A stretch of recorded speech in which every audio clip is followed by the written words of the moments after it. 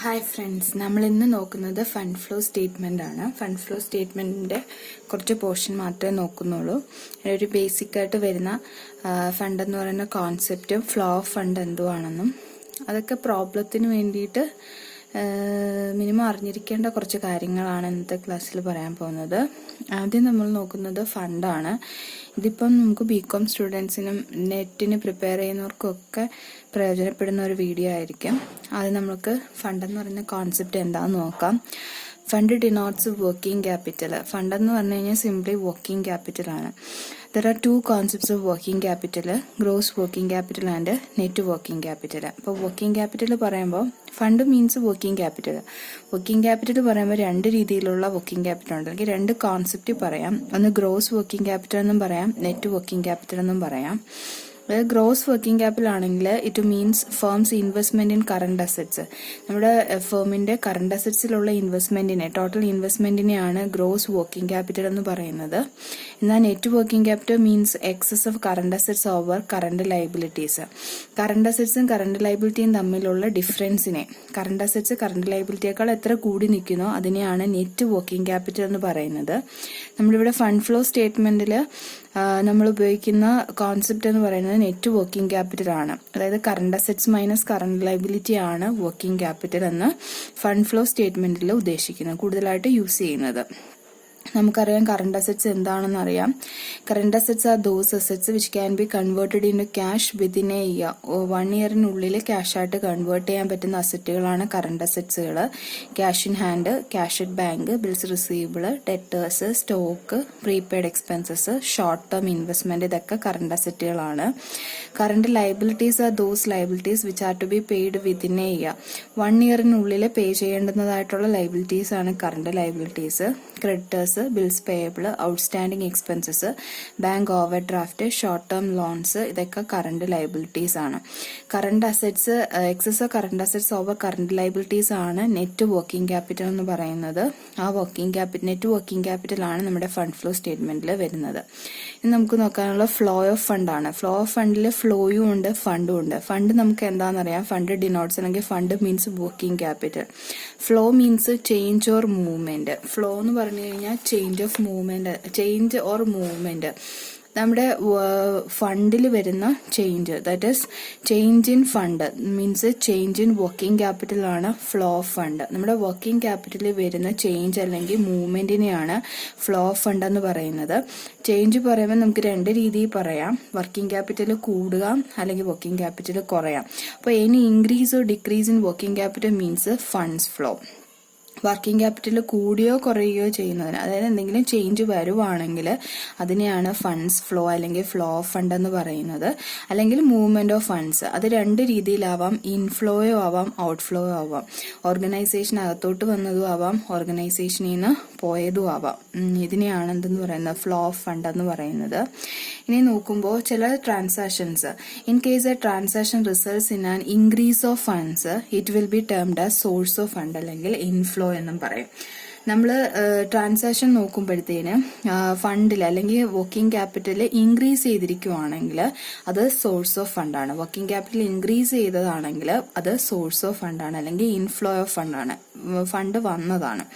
In case a transaction results in decrease of funds it will be termed as application of fund or outflow. ഇനി നോക്കുമ്പോൾ working capital കുറവ് സംഭവിച്ച transaction ആണെങ്കിൽ അത് application of fund ആയിരിക്കും അല്ലെങ്കിൽ outflow of fund ആയിരിക്കും. നമ്മുടെ കയ്യിൽ നിന്ന് പോയതായിരിക്കും, മറ്റേത് നമുക്ക് ഇങ്ങോട്ട് വന്നതായിരിക്കും.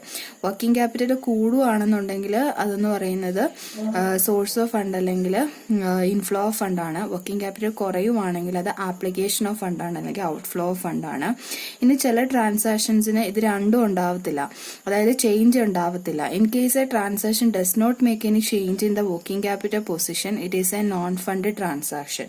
ഇനി ചില ട്രാൻസാക്ഷൻസിനകത്ത് നോക്കുമ്പോൾ നമുക്ക് വർക്കിംഗ് ക്യാപിറ്റൽ കൂടിയതായിട്ടോ കുറഞ്ഞതായിട്ടോ മനസ്സിലാക്കാൻ പറ്റത്തില്ല. അതിനെയാണ് എന്തെന്ന് പറയുന്നത്, non fund transaction. Working capital കൂടിയോ കുറഞ്ഞോ എന്നറിയാൻ വേണ്ടിയിട്ട് നമ്മൾ നോക്കുന്നത് നെറ്റ് വർക്കിംഗ് ക്യാപിറ്റൽ ആണ്. അതായത് current assets minus current liability നോക്കുമ്പോൾ വർക്കിംഗ് ക്യാപിറ്റലിൽ ആ ട്രാൻസാക്ഷന്റെ റിസൾട്ടിംഗ് ആയിട്ട് എന്തെങ്കിലും ചേഞ്ച് ചേഞ്ച് വന്നിട്ടുണ്ടോ എന്ന് എന്ത് ചെയ്യുക, ടെസ്റ്റ് ചെയ്യുക.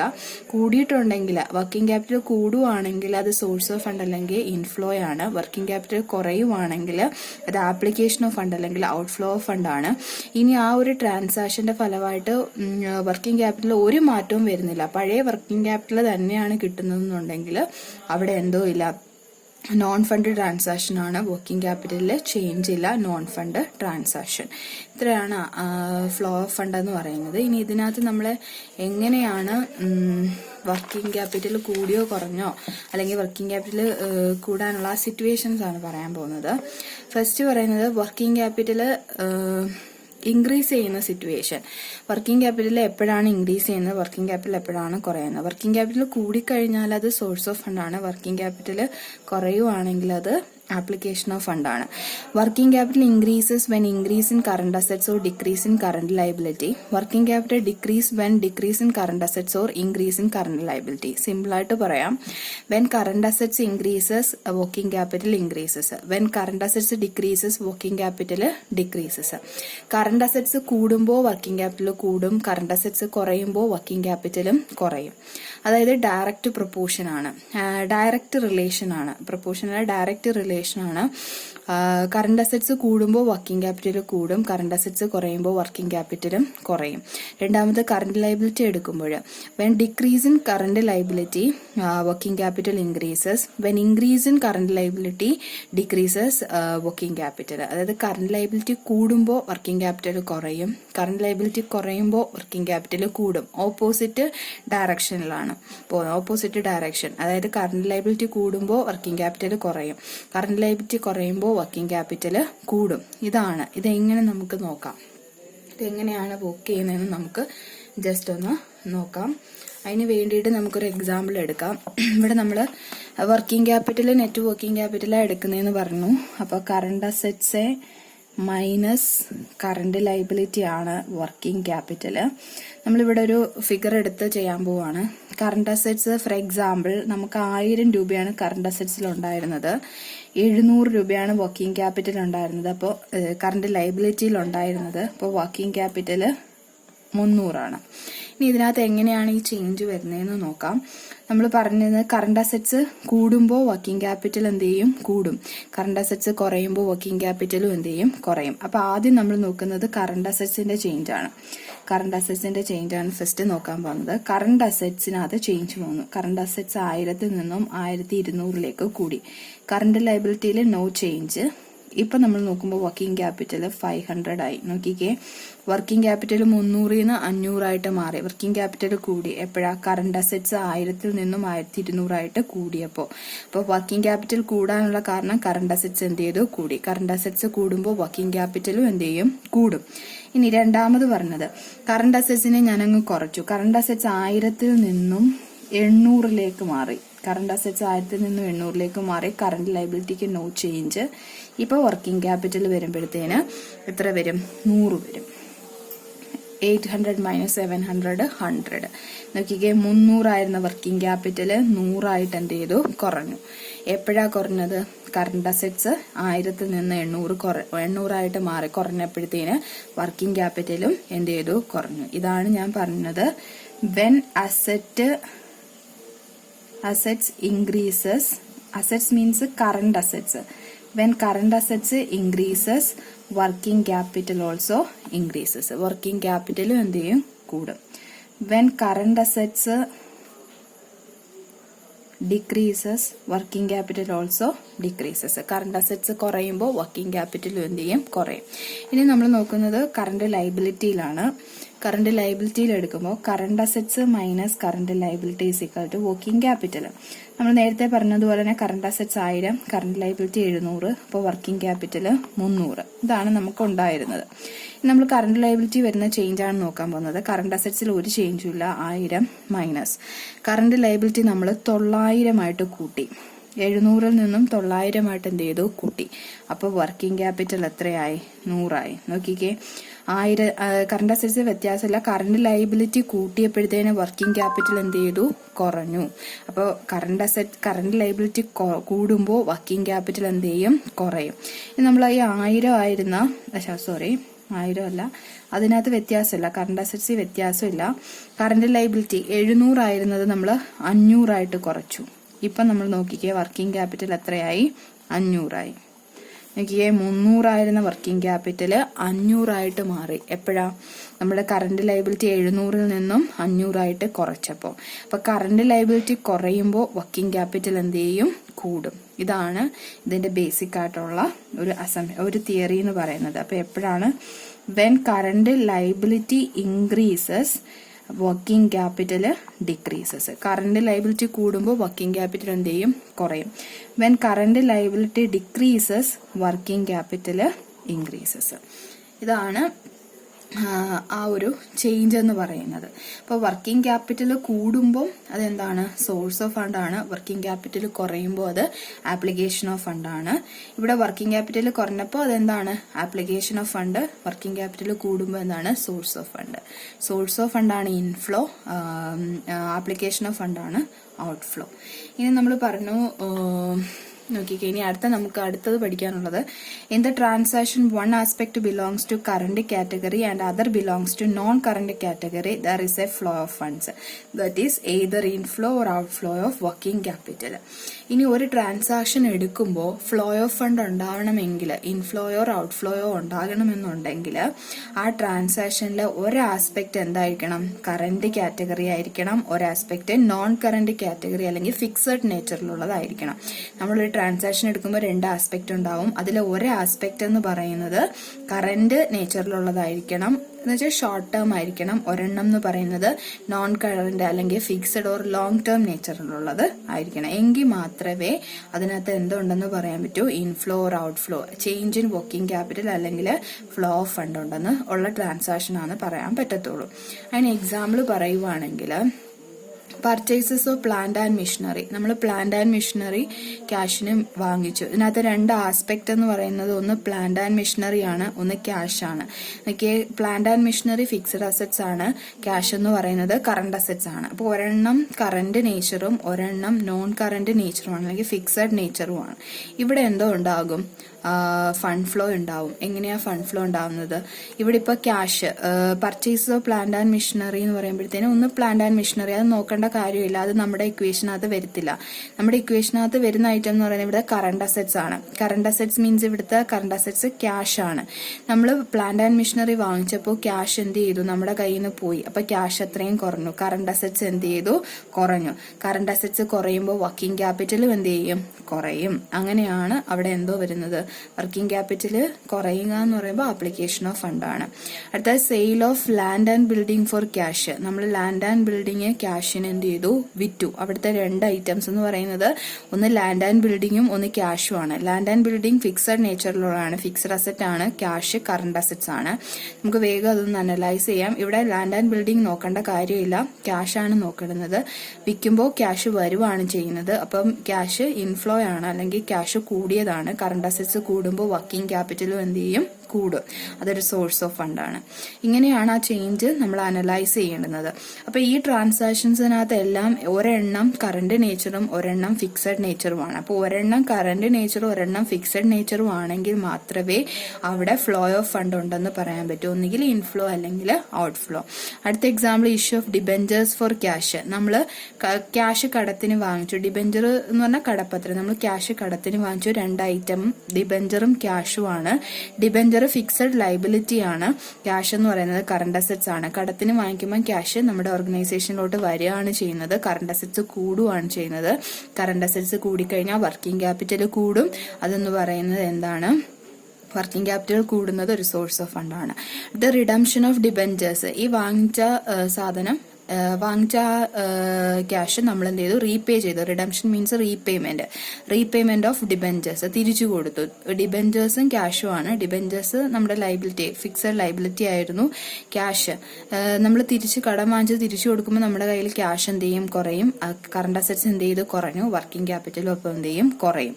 ഇനി ഫർണിച്ചർ പർച്ചേസ്ഡ് ഓൺ ക്രെഡിറ്റ്. നമ്മൾ ഫർണിച്ചർ കടത്തിന് വാങ്ങിച്ചു. ഫർണിച്ചറും ക്രെഡിറ്റേഴ്സും ആണ് വരുന്നത്. ഫർണിച്ചർ ഫിക്സഡ് അസറ്റ് ആണ്. ക്രെഡിറ്റേഴ്സ് എന്ന് എന്ന് പറയുന്നത് കറണ്ട് ലൈബിലിറ്റി ആണ്. നമ്മൾ കടത്തിന് വാങ്ങുമ്പോൾ ക്രെഡിറ്റേഴ്സ് എന്ത് ചെയ്തു കൂടി, കറണ്ട് ലൈബിലിറ്റി എന്ത് ചെയ്തു കൂടി. കറണ്ട് ലൈബിലിറ്റി കൂടുമ്പോൾ വർക്കിംഗ് ക്യാപിറ്റൽ എന്ത് ചെയ്യും, കുറയും. അത് നമ്മൾ എന്ത് ചെയ്യണം, ഇക്വേഷനിൽ ഇടുമ്പോൾ നമുക്ക് കാണാൻ പറ്റും. കറണ്ട് ലൈബിലിറ്റി കൂടിയപ്പോൾ വർക്കിംഗ് ക്യാപിറ്റൽ എന്ത് ചെയ്തു, കുറഞ്ഞു. ഇനി creditors paid of in shares. ഇനി നമ്മൾ ഈ കടം വാങ്ങിച്ചില്ലേ, അവർക്ക് നമ്മൾ ഷെയർ ആയിട്ട് എന്ത് ചെയ്തു, തിരിച്ചു കൊടുത്തു. മീൻസ് ക്യാഷ് കൊടുക്കുന്നതിന് വരെ നമ്മുടെ കമ്പനിയുടെ ഷെയർ കൊടുത്തു. ഒരൈറ്റം ഷെയർ ആണ്, അത് ഫിക്സഡ് ലൈബിലിറ്റി ആണ്. അടുത്ത ക്രെഡിറ്റേഴ്സ് ആണ്, അത് കറന്റ് ലൈബിലിറ്റി ആണ്. തിരിച്ചു ക്യാഷിന് പകരം നമ്മൾ ഷെയർ കൊടുത്തു എന്ന് പറഞ്ഞാൽ അത്രയും ക്രെഡിറ്റേഴ്സിന്റെ എമൗണ്ട് നമ്മുടെ അടുത്ത് എന്ത് ചെയ്തു, കുറഞ്ഞു. കറന്റ് ലൈബിലിറ്റി എന്ത് ചെയ്തു, കുറഞ്ഞു. കറന്റ് ലൈബിലിറ്റി കുറയുമ്പോഴത്തേന് എന്ത് സംഭവിക്കും, വർക്കിംഗ് ക്യാപിറ്റൽ കൂടും. ഇങ്ങനെ നമ്മൾ നോക്കുമ്പോൾ ഏതൊരു ട്രാൻസാക്ഷൻ എടുത്താലും ഒരൈറ്റം കറന്റ് നേച്ചറും ഒരൈറ്റം എന്തായിരിക്കണം, ഫിക്സഡ് നേച്ചറിലുള്ളതും ആയിരിക്കണം. എങ്കിൽ മാത്രമേ അവിടെ ഫ്ലോ ഓഫ് ഫണ്ട് ഉണ്ടെന്ന് പറയാൻ പറ്റൂ, അല്ലെങ്കിൽ വർക്കിംഗ് ക്യാപിറ്റലിൽ ചേഞ്ച് ഉണ്ടെന്ന് പറയാൻ പറ്റൂ. വർക്കിംഗ് ക്യാപിറ്റലിൽ ചേഞ്ച് വന്നാൽ ഒന്നുകിൽ ഇൻഫ്ലോ ആയിരിക്കും അല്ലെങ്കിൽ ഔട്ട്ഫ്ലോ ആയിരിക്കും. അതായത് ഒന്നുകിൽ അത് സോഴ്സ് ആയിരിക്കും അല്ലെങ്കിൽ അതൊരു ആപ്ലിക്കേഷൻ ഓഫ് ഫണ്ട് ആയിരിക്കും. ഇനി ഞാൻ പറഞ്ഞു ചില ട്രാൻസാക്ഷൻസിനകത്ത് എന്ത് വരാം, in a transaction both aspects belong to current category or non current category then there is no flow of fund. Means അതെന്തായിരിക്കും, നോൺ ഫണ്ട് ട്രാൻസാക്ഷൻ ആയിരിക്കും. ഫണ്ടിൽ ചേഞ്ച് ഇല്ലാത്ത നോൺ ഫണ്ട് ട്രാൻസാക്ഷൻ ആയിരിക്കും. അതായത് വർക്കിംഗ് ക്യാപിറ്റലിനെ ബാധിക്കാത്തത്. അതായത് ചില ട്രാൻസാക്ഷൻസിൽ രണ്ട് ഐറ്റവും എന്തായിരിക്കും, കറന്റ് നേച്ചർ ആയിരിക്കും, അല്ലെങ്കിൽ രണ്ട് ഐറ്റവും നോൺ കറന്റ് നേച്ചർ ആയിരിക്കും, ഫിക്സഡ് നേച്ചറിലുള്ളതായിരിക്കും. അങ്ങനെ ഉണ്ടെങ്കിൽ അവിടെ എന്തോ ഇല്ല, ഫ്ലോ ഓഫ് ഫണ്ട് ഇല്ല, ഇൻഫ്ലോയോ ഔട്ട്ഫ്ലോയോ ഇല്ല. വർക്കിംഗ് ക്യാപിറ്റൽ കൂടിയോ കുറയോ ചെയ്യത്തില്ല. Example sale of goods for cash. നമുക്ക് വേഗം അതിന്റെ ഒരു എമൗണ്ട് ഇട്ടെന്ന് പറയാം. Sale of goods for cash rupees നമുക്കൊരു 200 എടുക്കാം. അതായത് നമുക്ക് ഈ ഒരു ട്രാൻസാക്ഷൻ നടക്കുന്നതിന് മുന്നേ കറണ്ട് അസറ്റ്സും കറണ്ട് ലൈബിലിറ്റിയും നമുക്കുണ്ടായിരുന്നത് ഒരു 1000 ഒരു 500 ഉണ്ടായിരുന്നു. അപ്പൊ വർക്കിംഗ് ക്യാപിറ്റൽ 500 ആണ്. Sale of goods for cash rupees നമുക്ക് 200 എടുക്കാം. നമ്മള് ഗുഡ്സ് എന്ത് ചെയ്തു, ക്യാഷിന് 200 രൂപയ്ക്കുടെ ഗുഡ്സ് ക്യാഷിന് എന്ത് ചെയ്തു, വിറ്റു. രണ്ട് ഐറ്റം എന്ന് പറയുന്നത് ഒന്ന് ക്യാഷും ഗുഡ്സ് എന്ന് പറയുന്നത് സ്റ്റോക്ക്. അത്രയും സ്റ്റോക്ക് എന്ത് ചെയ്തു, കുറഞ്ഞു. അപ്പൊ രണ്ട് കറന്റ് നേച്ചർ ആണ്, രണ്ടും കറന്റ് അസറ്റ്സ് ആണ്. സ്റ്റോക്കും കറന്റ് അസറ്റ്സ് ആണ്, ക്യാഷും കറന്റ് അസറ്റ്സ് ആണ്. നോക്കിക്കേ, അപ്പൊ രണ്ടും ഈ കറന്റ് അസറ്റ്സിൽ തന്നെയാണ് എന്ത് ചെയ്യുന്നത്, ചേഞ്ച് വരുന്നത്. നോക്കിയേ, സ്റ്റോക്ക് നമ്മുടെ കയ്യിൽ നിന്ന് അത്രയും എന്ത് ചെയ്യും, കുറയും. അപ്പൊ 200 രൂപയുടെ സ്റ്റോക്ക് കുറഞ്ഞു. അപ്പൊ കറന്റ് അസറ്റ്സ് 1000 ഉണ്ടായിരുന്നതിൽ നിന്നും നമ്മൾക്ക് 200 രൂപയുടെ സ്റ്റോക്ക് എന്ത് ചെയ്യേണ്ടി വരും, കുറയ്ക്കേണ്ടി വരും. അപ്പം നമ്മുടെ കറണ്ട് അസറ്റ്സ് 800 ആയി. എന്നാൽ നോക്കിക്കേ, അത്രയും സാധനങ്ങൾ വിറ്റപ്പോൾ നമുക്ക് 200 രൂപ ക്യാഷ് ആയിട്ട് എന്ത് ചെയ്തിട്ടുണ്ട്, കിട്ടിയിട്ടുണ്ട്. അപ്പം അത്രയും കറണ്ട് അസറ്റ്സ് എന്ത് ചെയ്തു, കൂടി. അപ്പൊ മൊത്തത്തില് ഇപ്പൊ ടോട്ടൽ എഫക്റ്റ് എന്ന് പറയുന്നത് കറണ്ട് അസറ്റ്സ് എത്ര തന്നെയാണ്, 1000 തന്നെയാണ് അല്ലെ. 1000 മൈനസ് 500 തന്നെ വർക്കിംഗ് ക്യാപിറ്റൽ 500. എന്തെങ്കിലും ചേഞ്ച് വന്നോ, വർക്കിംഗ് ക്യാപിറ്റൽ കൂടുകയോ കുറയുകയോ ഒന്നും ചെയ്തിട്ടില്ല. അതുകൊണ്ടാണ് അതിനെ നോൺ ഫണ്ട് ട്രാൻസാക്ഷൻ എന്ന് പറയുന്നത്. അവിടെ എന്തോ ഇല്ല, ഫ്ലോ ഓഫ് ഫണ്ട് ഇല്ല. Second case, cash collected from debtors. നമ്മളൊരു 100 രൂപ എന്ന് വെച്ചോ, ക്യാഷ് കളക്ടഡ് ഫ്രം ഡെറ്റേഴ്സ് നമുക്കൊരു 100 രൂപ തരാനുണ്ടായിരുന്നു. ആ 100 രൂപ അയാൾ തന്നു. Cash collected from debtors 100 rupees. നമ്മുടെ കറണ്ട് അസറ്റ്സ് 1000 ആണ്, കറണ്ട് ലൈബിലിറ്റി 500 ആണ്, വർക്കിംഗ് ക്യാപിറ്റൽ 500 ആണ്. ഈ ട്രാൻസാക്ഷൻ വന്നപ്പോൾ എന്ത് ചേഞ്ചാ വന്നേ നോക്കിക്കേ. Cash collected from debtors, cash നമുക്ക് ഇങ്ങോട്ട് കിട്ടിയതാണ്. അപ്പൊ ക്യാഷിൽ എമൗണ്ട് എന്ത് ചെയ്തു, കൂടി. അപ്പൊ 1000 ആണ് നമ്മുടെ കറണ്ട് അസറ്റ്സ് ഉണ്ടായിരുന്നത് അല്ലെ. അത് ക്യാഷ് കളക്ട് ചെയ്തപ്പോഴത്തേന് ആ 100 രൂപ എന്ത് ചെയ്തു, കൂടി. അപ്പൊ 1100 രൂപയായി. നോക്കിക്കേ, കളക്ടഡ് ഫ്രം ഡെറ്റേഴ്സ്, ആരുടെ കയ്യിൽ നിന്നാണ് കളക്ട് ചെയ്തത്, ഡെറ്റേഴ്സിന്റെ കയ്യിൽ നിന്ന്. അപ്പൊ അത്രയും ഡെറ്റേഴ്സിന്റെ എമൗണ്ട് എന്ത് ചെയ്തു, കുറഞ്ഞു. തരാനുള്ള ആൾക്കാരുടെ എമൗണ്ട് അത്രയും എന്ത് ചെയ്തു, കുറഞ്ഞു. അപ്പൊ 100 രൂപ എന്ത് ചെയ്തു, കുറഞ്ഞു. അപ്പൊ മൊത്തത്തിൽ വന്നിരിക്കുന്ന എത്ര, കറണ്ട് അസറ്റ്സ് എത്ര തന്നെയാണ് വന്നിരിക്കുന്നത്, 1000 തന്നെയാണ് വരുന്നത്. അപ്പോൾ current assets 1000, current liability 500, working capital 500. എന്തെങ്കിലും ചേഞ്ച് ഉണ്ടോ, ഇല്ല. ഇതാണ് പറഞ്ഞത്, രണ്ടും കറന്റ് നേച്ചറിലുള്ളതാണെങ്കിൽ, ഒരു ട്രാൻസാക്ഷനിലെ രണ്ട് ആസ്പെക്റ്റും കറന്റ് നേച്ചറിലുള്ളതാണെങ്കിൽ ഫണ്ട് ഫ്ലോ ഇല്ല, അവിടെ എന്തോ വരുന്നില്ല, വർക്കിംഗ് ക്യാപിറ്റലിൽ ചേഞ്ച് വരുന്നില്ല. ഇനി അടുത്തത് നോക്കിയാൽ അതുപോലെ തന്നെയാണ്. Payment made to creditors. നമ്മൾ ക്രെഡിറ്റേഴ്സിന് കൊടുക്കാനുള്ള എമൗണ്ട് എന്ത് ചെയ്തു, കൊടുത്തു അല്ലെ. അവിടുത്തെ രണ്ട് ഐറ്റം എന്ന് പറയുന്നത് ഒന്ന് ക്യാഷും ഒന്ന് ക്രെഡിറ്റേഴ്സുമാണ് അല്ലെ. അപ്പൊ നമുക്ക് കൊടുക്കാനുണ്ടായിരുന്നത് 300 രൂപയാന്ന് വെച്ചോ. നമ്മൾ ആ 300 രൂപ ക്രെഡിറ്റേഴ്സിന് എന്ത് ചെയ്തു, കൊടുത്തു. നോക്കിക്കേ, എന്താ സംഭവിക്കുന്നത്, 1000 500 ആണ് നമ്മുടെ കറന്റ് അസറ്റും കറന്റ് ലയബിലിറ്റിയും നിൽക്കുന്നത്. അപ്പൊ നോക്കിക്കേ, കറന്റ് അസറ്റ്സ് 1000 ഉണ്ടായിരുന്നത്, പേയ്മെന്റ് മെയ്ഡ് ടു ക്രെഡിറ്റേഴ്സ് ക്രെഡിറ്റേഴ്സിന് കാശ് കൊടുക്കുമ്പോൾ കാശ് എന്ത് ചെയ്തു, കുറഞ്ഞു. എത്ര രൂപ കുറഞ്ഞു? 300 രൂപ കുറഞ്ഞു. അപ്പൊ നമ്മുടെ കറണ്ട് അസറ്റ്സ് എത്രയായിട്ട് മാറി? 700 മാറി. മൈനസ് നോക്കിയേ, ക്രെഡിറ്റേഴ്സിനല്ലേ കൊടുത്തത്, അപ്പൊ ക്രെഡിറ്റേഴ്സിന്റെ എമൗണ്ട് അത്ര എന്ത് ചെയ്യും? കുറയും. ക്രെഡിറ്റേഴ്സിന് കൊടുക്കാനുള്ളവരുടെ കടം കൊടുത്തതാണ്, അപ്പൊ അത്രയും ക്രെഡിറ്റേഴ്സ് എന്ത് ചെയ്യും? കുറയും. അപ്പൊ 300 അല്ലേ കറണ്ട് ലൈബിലിറ്റി കുറയുന്നത്. അപ്പൊ കറണ്ട് ലൈബിലിറ്റിന്ന് എന്ത് ചെയ്തു? 300 രൂപ കുറഞ്ഞു. 500 ആയിരുന്ന കറണ്ട് ലൈബിലിറ്റിന്ന് 300 രൂപ കടം കൊടുക്കാനുള്ളവർക്ക് കൊടുത്തപ്പോഴത്തേന് അത് എത്രയായിട്ട് മാറി? 200 മാറി. അപ്പൊ 700 current assets, 200 current liability. Working capital is equal to എത്ര വരും? 500. വർക്കിംഗ് ക്യാപിറ്റലിൽ എന്തെങ്കിലും വ്യത്യാസം വന്നിട്ടുണ്ടോ? ഇല്ല, വർക്കിംഗ് ക്യാപിറ്റൽ സെയിം ആയിരിക്കും. അപ്പൊ ഒരു കറണ്ട് അസറ്റ്സ് ഒരു കറണ്ട് ലൈബിലിറ്റിയോ വന്നത്, രണ്ടും കറണ്ട് നേച്ചറിലുള്ളതാ വന്നിരിക്കുന്നത്. അവിടെ എന്തോ വന്നിട്ടില്ല, വ്യത്യാസമൊന്നും വന്നിട്ടില്ല. അതേപോലെ തന്നെ കറണ്ട് ലൈബിലിറ്റിയും വന്നാലും വ്യത്യാസമൊന്നും വരത്തില്ല. ഫിക്സഡ് അസറ്റ്സും വരുന്നെങ്കിലും വരത്തില്ല, കാരണം അത് ഇതിനകത്ത് ഉൾപ്പെടുത്തത് പോലുമില്ല. രണ്ടും ഫിക്സഡ് നേച്ചർ ആണെങ്കിൽ ഈ ഇക്വേഷനകത്ത് അത് വരുത്തത് പോലുമില്ല. രണ്ടും ഫിക്സഡ് ലൈബിലിറ്റി ആണെങ്കിലും ഇതിനകത്ത് വരത്തില്ല. ഒരു ഫിക്സഡ് അസറ്റ്സും ഒരു ഫിക്സഡ് ലൈബിലിറ്റിയും ആണ് വരുന്നതെങ്കിലും ഇതിനകത്ത് എന്ത് ചെയ്യത്തില്ല, വരത്തില്ല. അതിനെയാണ് എന്തെന്ന് പറയുന്നത്? നോൺ ഫണ്ട് ട്രാൻസാക്ഷൻ എന്ന് പറയുന്നത്. ചുരുക്കത്തിൽ നമ്മൾ ഇന്ന് നോക്കിയത് ഫണ്ടാണ്. ഫണ്ട് മീൻസ് വർക്കിംഗ് ക്യാപിറ്റൽ ആണ്. വർക്കിംഗ് ക്യാപിറ്റൽ രണ്ട് കോൺസെപ്റ്റ് ഉണ്ട്, ഗ്രോസ് വർക്കിംഗ് ക്യാപിറ്റലും നെറ്റ് വർക്കിംഗ് ക്യാപിറ്റലും. നമ്മൾ ഫണ്ട് ഫ്ലോയിൽ എടുക്കുന്നത് നെറ്റ് വർക്കിംഗ് ക്യാപിറ്റൽ ആണ്. Excess of current assets over current liability ആണ് നെറ്റ് വർക്കിംഗ് ക്യാപിറ്റൽ എന്ന് പറയുന്നത്. പിന്നെ നമ്മൾ പറഞ്ഞത് വർക്കിംഗ് ക്യാപിറ്റൽ ഇൻക്രീസ് ചെയ്യുന്ന സിറ്റുവേഷൻ, വർക്കിംഗ് ക്യാപിറ്റൽ ഡിക്രീസ് ചെയ്യുന്ന സിറ്റുവേഷൻ. ഇങ്ങനെ പഠിക്കുന്നതായിരിക്കും നല്ലത്. When current assets increases, working capital increases. When current assets decreases, working capital decreases. When current liability increases, working capital decreases. When current liability decreases, working capital increases. പിന്നെ പറഞ്ഞതാണ് എപ്പോഴാണ് ഏത് ട്രാൻസാക്ഷനിലാണ് fund flow ഉള്ളത്, ഏത് ട്രാൻസാക്ഷനിലാണ് fund flow വരാത്തത്. Fund flow വരുന്ന transaction എന്ന് പറയുമ്പോഴത്തേന് in that transaction one aspect is current nature and another in non current nature. ഒരെണ്ണം കറണ്ട് നേച്ചറും ഒരെണ്ണം നോൺ കറണ്ട് നേച്ചറും ആണെങ്കിൽ മാത്രമേ അവിടെ fund flow, inflow or out flow ഉണ്ടെന്ന് പറയാൻ പറ്റൂ, അല്ലെങ്കിൽ വർക്കിംഗ് ക്യാപിറ്റൽ കൂടിയെന്നോ കുറഞ്ഞെന്നോ പറയാൻ പറ്റത്തുള്ളൂ. ഇനി ഈ ട്രാൻസാക്ഷനകത്ത് രണ്ട് ആസ്പെക്റ്റും കറണ്ട് ആണെന്നുണ്ടെങ്കിൽ, കറണ്ട് നേച്ചറിലുള്ളതാണെങ്കിൽ അത് നോൺ ഫണ്ട് ട്രാൻസാക്ഷൻ ആണ്. രണ്ട് ആസ്പെക്റ്റുകളും ഫിക്സഡ് നേച്ചറിലുള്ളതാണെങ്കിലും അവിടെ എന്തോ ഇല്ല, ഫണ്ട് ഫ്ലോ ഇല്ല, അത് നോൺ ഫണ്ട് ട്രാൻസാക്ഷൻ ആണ്.